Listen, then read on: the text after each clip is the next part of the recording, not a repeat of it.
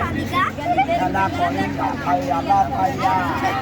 এটি হচ্ছে সাধারণ পানি, তার মধ্যে আমি পটাশটি মিশিয়েছি। আর এটা হলো একটা সাধারণ গ্লাস। এটার মধ্যে পার্থক্য কি আপনারা বুঝতে পারছেন? জি, পানি ঢোকেনি। আবারও সেই পার্থক্য আছে। কেন হচ্ছে?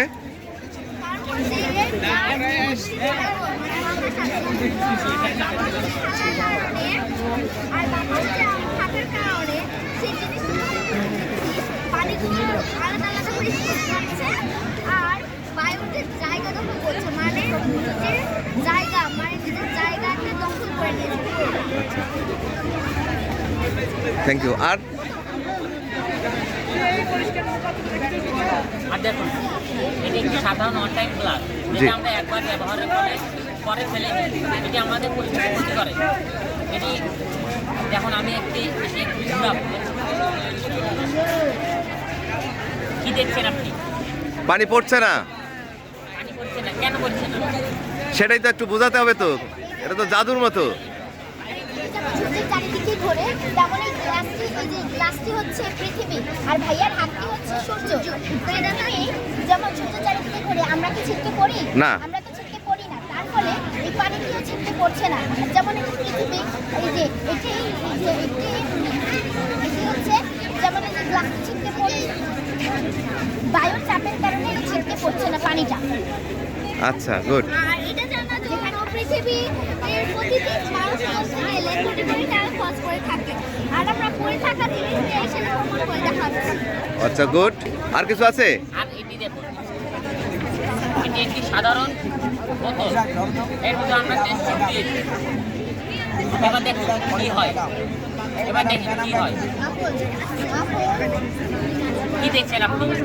টেস্ট টিউবটা নিচে চলে গেল, সোজাসুজি নিচে চলে গেল। এটি বিজ্ঞানী প্যাকেজে আবিষ্কার করেছেন। তরল পদার্থের বাইরে থেকে বাইরে থেকে চাপ প্রয়োগ করলে সেই চাপটি পুরো বোতলটির ওপর একসঙ্গে কাজ করে, এবং যার ফলে টেস্ট টিউবটি বোতলটির ওপর লম্বভাবে ক্রিয়া করে এবং নিচে চলে যায়। লম্বভাবে, একদম লম্বাভাবে নিচে চলে যাচ্ছে, লম্বাভাবে উপরে। আচ্ছা, এগুলো কি? এইগুলো হচ্ছে ফেলে দেওয়া জিনিসপত্র, যা পচনযোগ্য নয়। যেগুলো পচনযোগ্য সেগুলো আমরা ব্যবহার করি না। আসলে আমাদের এখানে লেখা আছে, আসুন ফেলে দেওয়া জিনিসপত্র সংগ্রহ করি এবং বিজ্ঞান শিক্ষায় ব্যবহার করি। আমরা সেগুলোই করছি।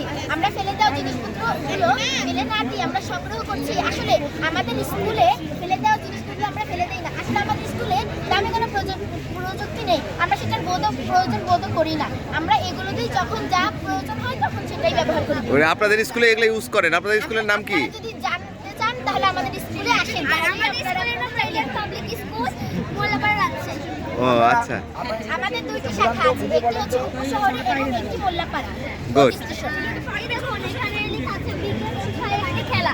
আসলে আমরা বিজ্ঞান শিক্ষা একটি খেলা ছলেই খেলে মানে করে থাকি, আর বইটার হচ্ছে খেলা।